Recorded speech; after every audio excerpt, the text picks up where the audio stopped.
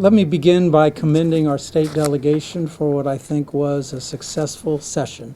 They brought home the bacon, and they preserved our council's prerogatives when it comes to things like minimum wage and paid sick leave. They also passed a paid sick leave bill that obviously makes the difference between our county's approach and the rest of the state much narrower, so that's good for our county in many respects. It was good for the environment when it comes to banning fracking. It was good for the values that Montgomery County holds dear in terms of Planned Parenthood and making sure that if the Trump administration moves forward in the way in which people have suggested, or the Congress does, that we will protect our people on these kinds of core issues. We've had some positive movement on things like pedestrian safety and Vision Zero. The Hawk Signal legislation itself did not pass, but it didn't pass in part because the state announced that it was going to be implementing it and seeking federal support for doing so, and actually has done so. I thought the move to provide the Attorney General with the ability to pursue action on behalf of the state without the governor's permission was a very positive development because we have such a terrific Attorney General. There was legislation passed with respect to agency stores and liquor. I'm not a big fan of our county's role in this process. If we don't address the wholesale function, it's hard for me to understand how the retail function flourishes when you're, in effect, competing with county stores. But it's a step. Any step that reduces our monopoly hold on this part of our operation, I think, is a positive step. WMATA, obviously, we got more dollars for WMATA. That was a big deal.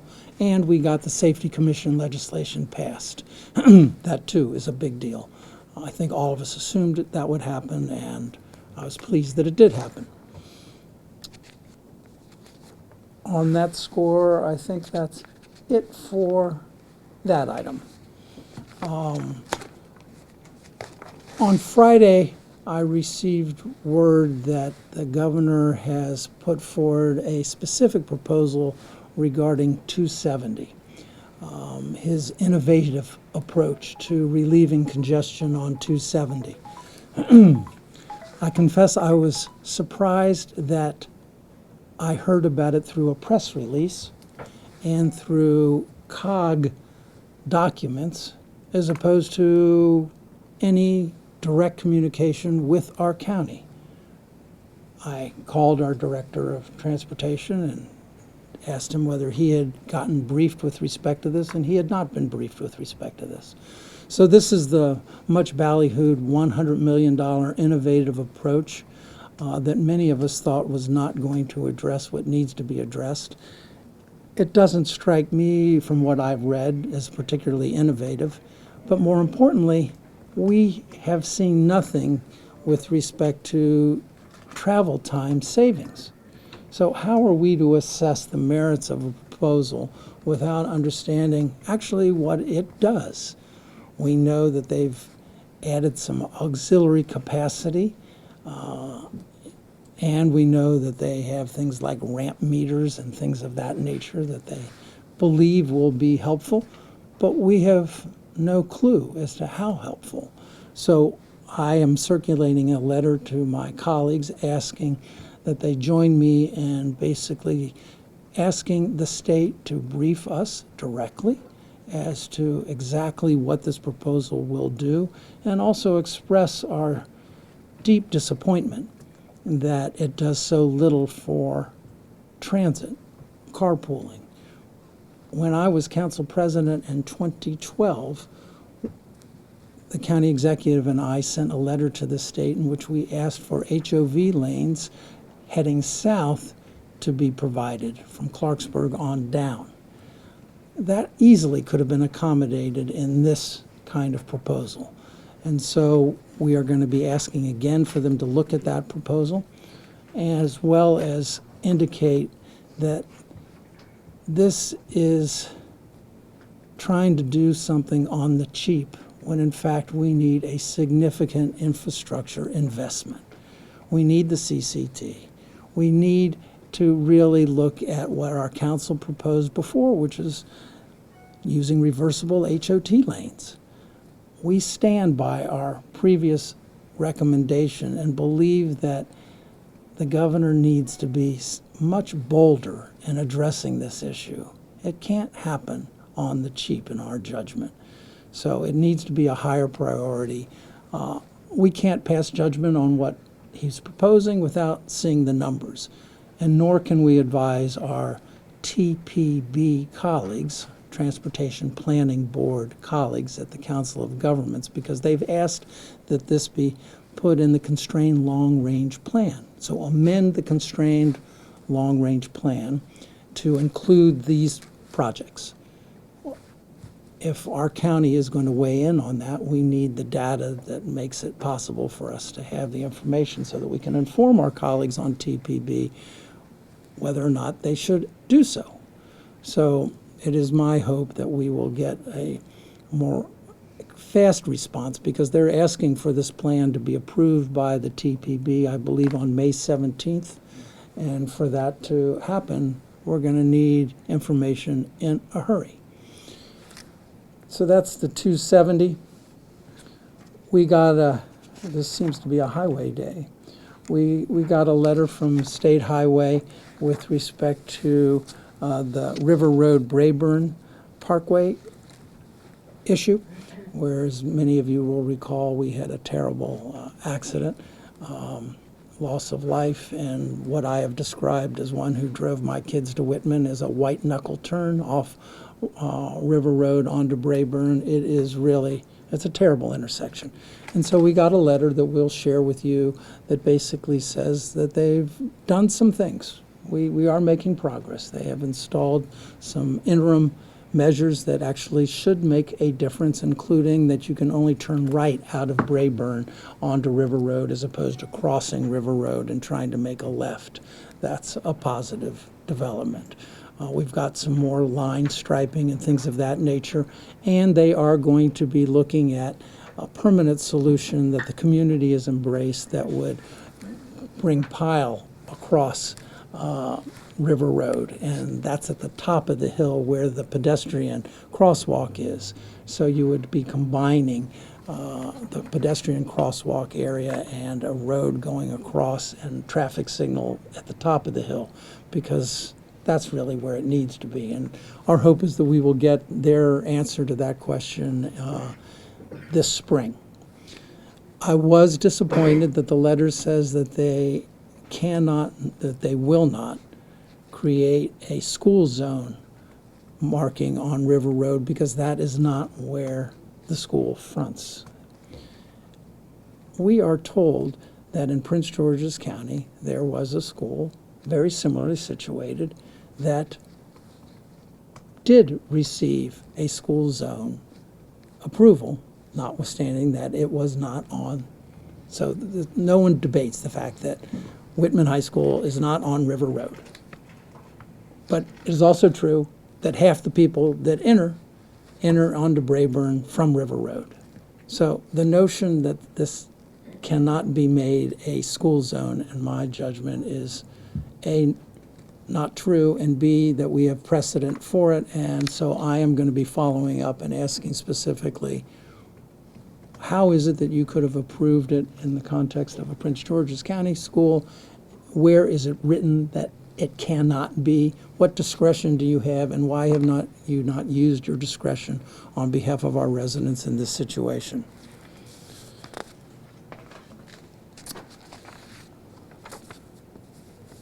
So today we will have in our Public Safety Committee a proposal that Mr. Elrich, Mr. Hucker, and I have put forward with respect to tenant advocacy. One of the outgrowths of the terrible crisis and tragedy that occurred in Long Branch was understanding how difficult it is for people who are tenants in our multifamily units to feel confident that they can raise their hand and say, I've got a problem here, can you help me? and where would they go for that? And we do have a landlord-tenant commission that is intended to be even-handed, and I'm not going to in any way criticize the job that they do. But that isn't a place where people feel like they have someone in their corner fighting for them. That's what we have an Office of Consumer Protection for. And I've worked with Mr. Friedman, who's behind you there, advised him of my belief that what we ought to do is fund positions in his shop in which people could go and feel like they will have someone fighting for them in the context of a landlord-tenant relationship. That would still ultimately play out before the landlord-tenant commission or otherwise, but in their first call that they could go to someone that they know will be an advocate for them, not impartial, but an advocate for them. And I feel like we need this, and it can be funded by apartment owners because that is who funds this work, and it's like a $3 increase in their fee that across the board we can add this capacity to positions that would really make a difference, we think, in creating confidence in our broader public that there are places that they can go without being fearful of the consequences. So that's up today in public safety. I'm pretty confident that we will make that happen. Tomorrow at full council, we will have the security supplemental and addendum. I'm confident that we will pass that $225,000 for the Jewish community, and I will be offering amendment to add an additional $225,000 for security improvements for other communities, and that they would apply to the county executive, have that vetted, and then we would move forward there. We also have the microloan program that will be before the full council tomorrow. I'm confident that given that there were 8 co-sponsors of this legislation, I have some confidence that it will pass, and I am looking forward to it being implemented. It will be, in my judgment, a life changer for people who really have entrepreneurial instincts and desires and simply lack the means by which they get that last piece of financing that can make such a difference in their lives. Why don't I stop there? Oh, we have this little thing called the Bethesda Plan, which is now coming to the full council. We have work sessions scheduled for Tuesday, and then for the following week, we will see how far we get and how fast we get. The council vice president and I sent a memorandum, which I have copies of in case you haven't seen it, with respect to our desires to really make sure that we are protecting our existing residential community at the same time focusing development in the core of downtown Bethesda. I have consistently said that we can have development and protect our residential communities, and we need to do both. And particularly given what I believe to be a much smaller amount of capacity that is going to be available for redevelopment going forward, that we can then choose exactly where do we want this and do we need to have it right next to residential communities. So from my perspective, this is part of the social compact that we must have with our communities in order to bring about a context in which development can, in fact, happen, should create an enlivened Bethesda and enhance the quality of their life as well. So that's what we'll have, and we'll begin working through at full council tomorrow. Now I'll pause. I have a question about kind of stemming off of what you were saying for CCT, but slightly different. So you said that there's no information on time savings that would come from what's being proposed for that? We have not seen any data. In other words, the governor has a $100 million program in which he asked people to basically respond to an RFP that said, okay, if I gave you $100 million, how could you improve 270 congestion? Okay. And he has decided to do these things, okay? And we don't know how much time savings will accrue as a result of doing those things. So kind of important to know that before one can pass judgment as to whether or not this is a worthwhile investment. Speaking of, it's helpful to know time estimate savings for Montgomery County bus rapid transit proposals. they're not in the packets that were given to people at various town halls. Information they were not grouped by how much time they would save, but rather how affordable they were. Could you speak to Montgomery County giving information on that kind of? Actually, it was one of the reasons why we put off the BRT 29 hearing, was because we didn't feel that our Department of Transportation provided sufficient information to the public. But in fact, we believe that they now have done so and have demonstrated exactly how much time savings will accrue on BRT 29, which we will be having a public hearing on tomorrow evening. And we will only have, I think at last count, 50 people testifying tomorrow night. It will be a long, not 51, it'll be a long night tomorrow night, both supporters and opponents. When was the transportation time estimates, when was that added? Was that last month or two, or prior to that? We can get you that information. Sure. Roger, on Bethesda. Yes, sir. And if I missed this, I apologize in advance, but has there been any discussion about pressing or leveraging Federal Realty on Barnes and Noble? I had a conversation directly with Federal Realty with respect to it. What Federal Realty advised me of is that they had been working with Barnes & Noble for several years trying to find an accommodation. Barnes & Noble basically said to Federal Realty, we cannot use this entire space. And so they tried to find alternative space that would work for Barnes & Noble, and ultimately it could not happen. They are appreciative of the need for and the desire for a bookstore in downtown Bethesda, and they are working to secure a new bookstore for downtown Bethesda. But I don't believe that it is a context in which government can step in and say you must or should. I've weighed in to say, this is obviously a significant community concern, but as you know, Bill, this is sort of like Uber and taxi cabs. This is like Amazon and bookstores. Bethesda is not the only community that is seeing this phenomena play out. Barnes & Noble is struggling throughout the country. So it's unfortunate, and it's true. Going back to 270, what kind of an opportunity cost do you think there is in the governor's plan? And are we missing a big chance to do something bigger to 270 that you have to wait another generation now? That was always the concern of many of us. Why start small? I mean, this is particularly, if you will, now that you have a president who said that he will be the king of infrastructure. Well, we have infrastructure needs in our region. We have a Republican governor. In some ways, we sort of have the worst of both worlds. We have a Republican governor who won't criticize the administration when they do things that are not consistent with our values. But we don't have a Republican governor who appears to be able to deliver on some of the highest priority infrastructure needs. So I think that he needs to be considerably bolder in how he addresses these sets of issues, particularly at this moment in time. So the notion that you will have, quote, made a big step forward on this, again, without seeing the data, I find it hard to imagine that this is going to make a big difference in the quality of life of people who are stuck on that highway every day. And it is. It's just unbearable.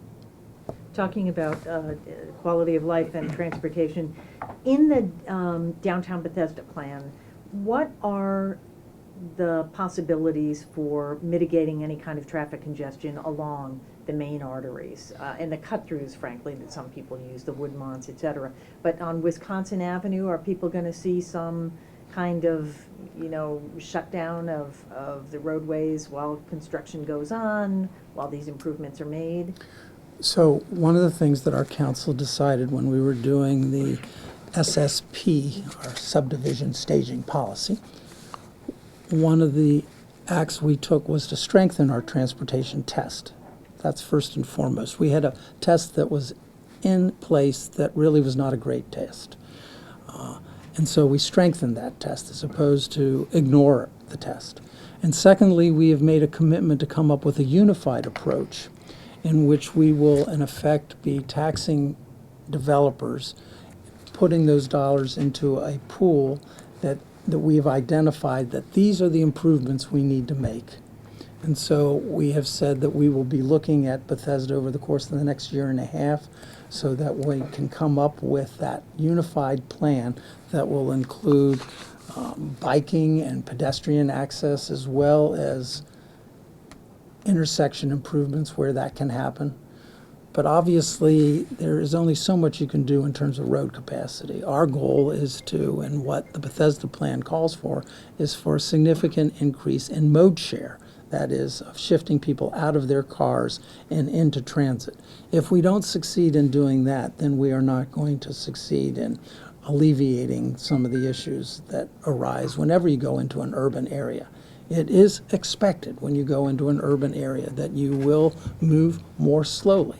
It is actually desirable when you go through an urban area to move through more slowly, particularly if you want to protect pedestrians and bikers and create an enlivened atmosphere.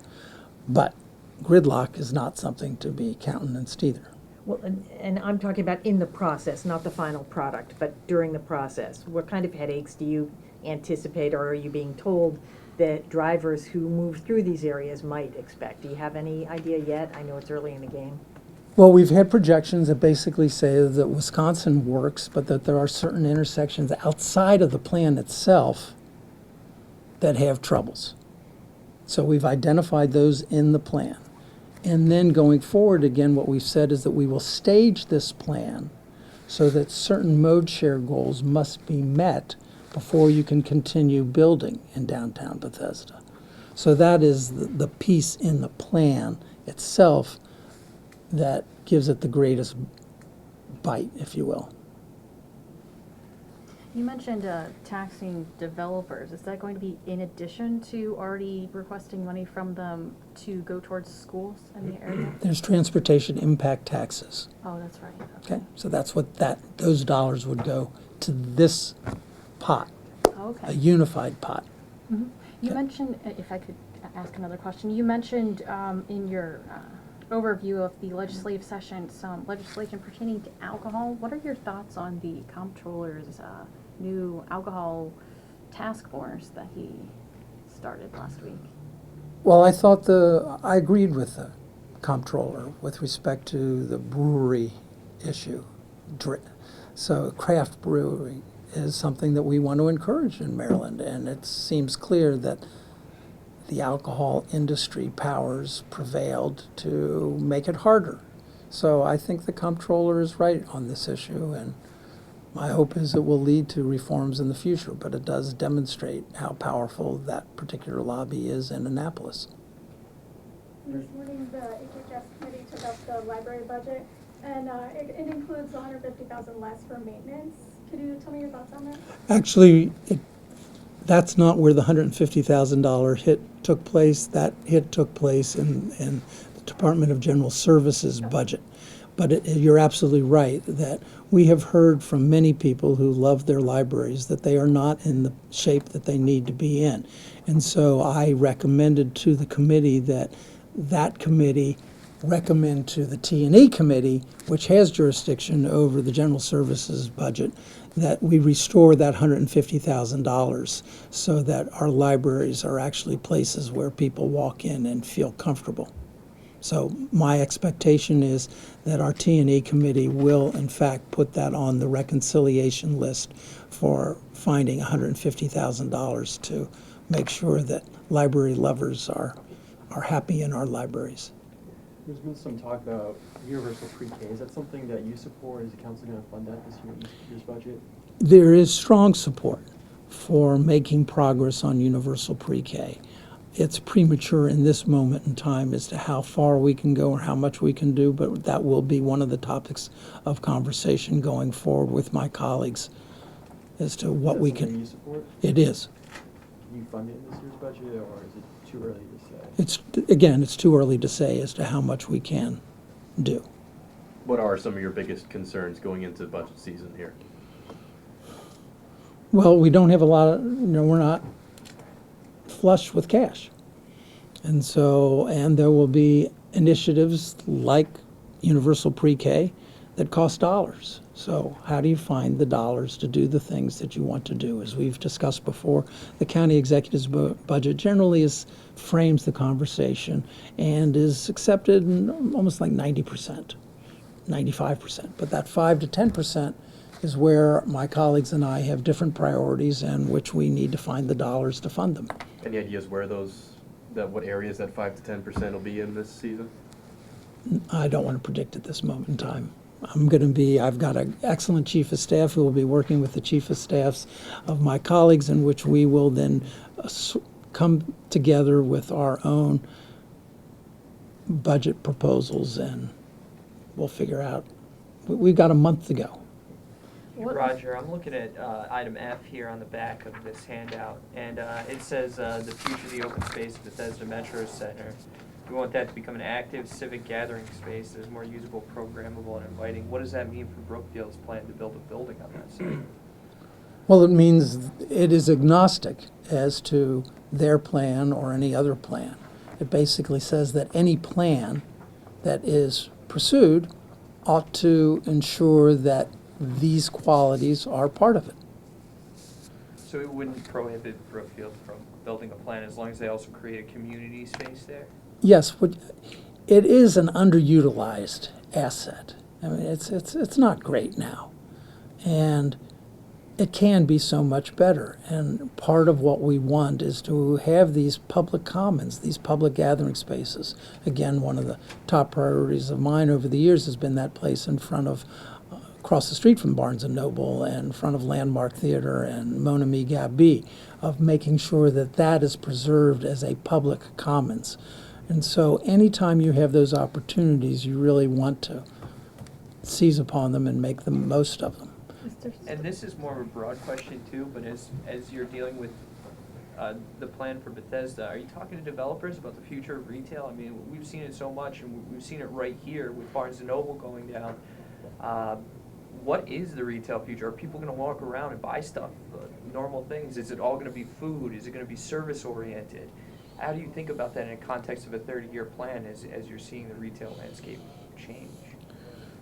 Well, it's an excellent question. I promise you every major developer is asking themselves those questions. I mean, imagine the learners who had, a particular notion in mind with respect to White Flint Mall and replicating White Flint Mall. What does that mean for them, this phenomena mean for them? And I'm sure they are asking themselves those kinds of questions. I think it's less pressing in downtown Bethesda insofar as the kind of retail that is proposed there and in Pike and Rose and other places, I think does have continued appeal. But these chains, as you say, the Macy's of the world, I'm worried about Westfield Mall and Montgomery.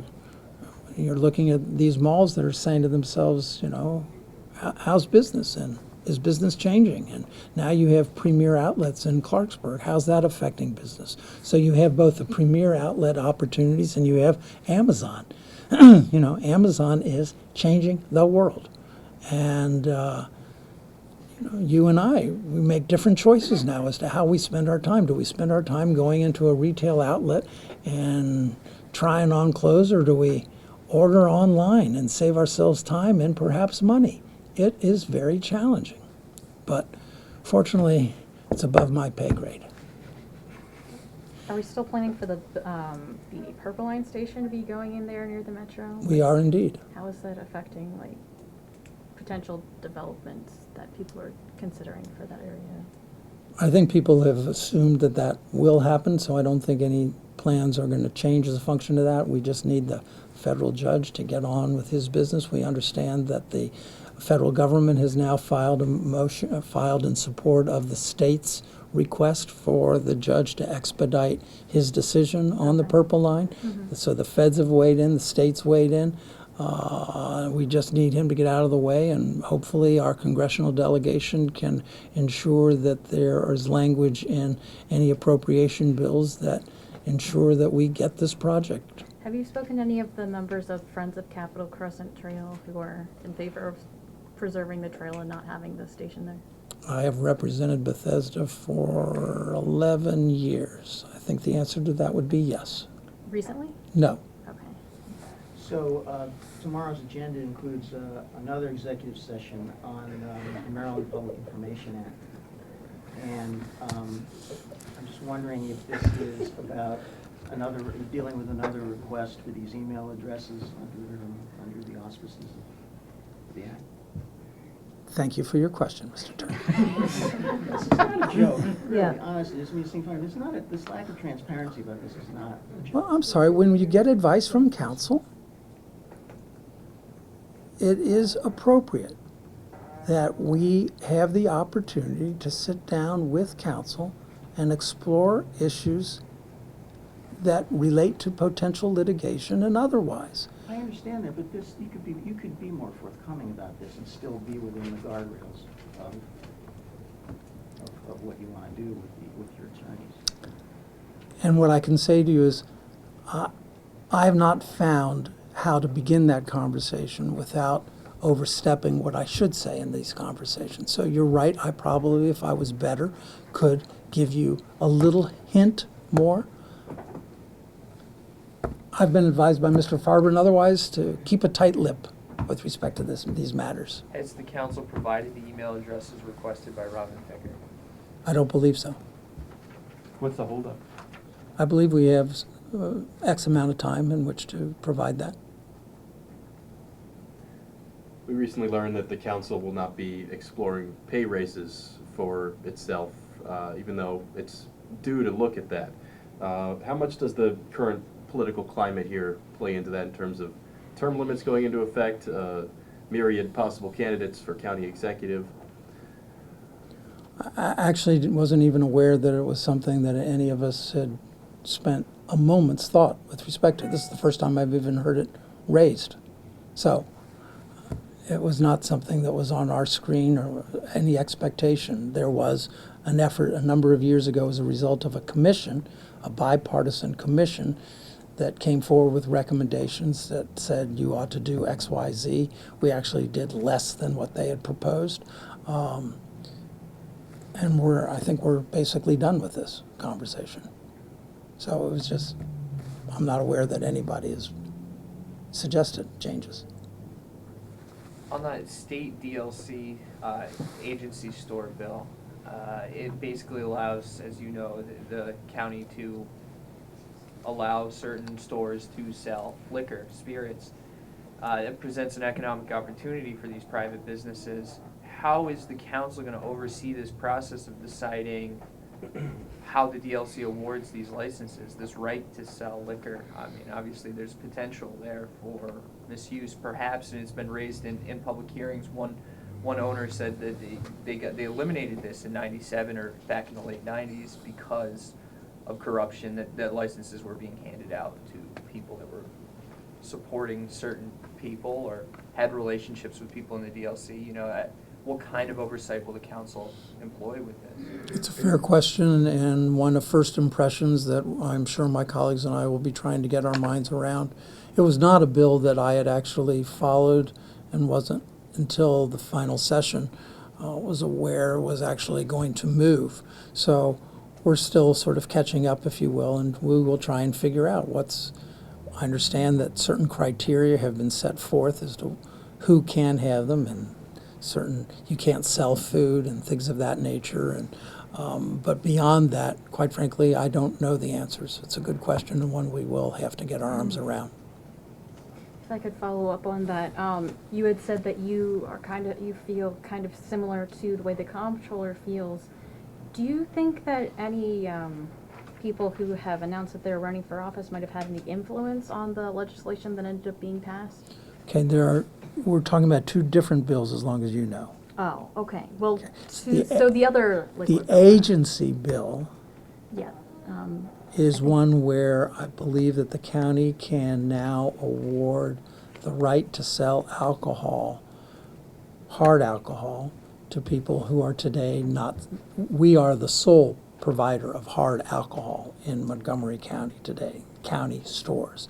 Now, if you have a wine store, perhaps, you would be able to raise your hand and say, I'd like to sell hard liquor too, thereby increasing your profit, presumably, by being able to sell hard liquor in addition to wine. That's the quote agency's bill that we were talking about.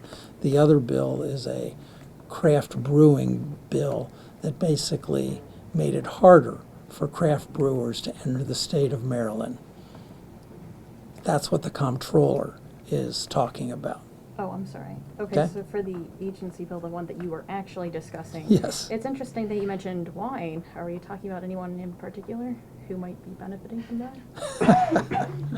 No, Okay. we're not. Tomorrow, you guys vote on the healthy vending bill.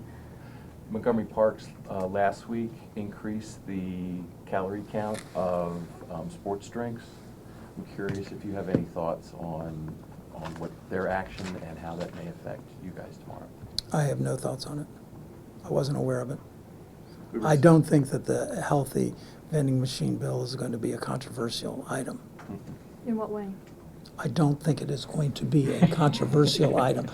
In what way will it not be controversial? So people are most likely to lean which way if it's not controversial? This will pass overwhelmingly. Okay. We were told that Big Soda has invaded Montgomery County by Sugar Free Kids Maryland. Have you seen any Big Soda invasion yourself? I have not seen any big soda invasion. There's been backdoor amendments in terms of, as you were saying, about This is the the parts sports that- drinks. Yeah. Big Soda came into Montgomery County and made some backdoor changes, is what we're being told from Sugar Free Kids Maryland. Any comments on those backdoor amendments? I have no comments. All right, guys, did we do our work? Thank you.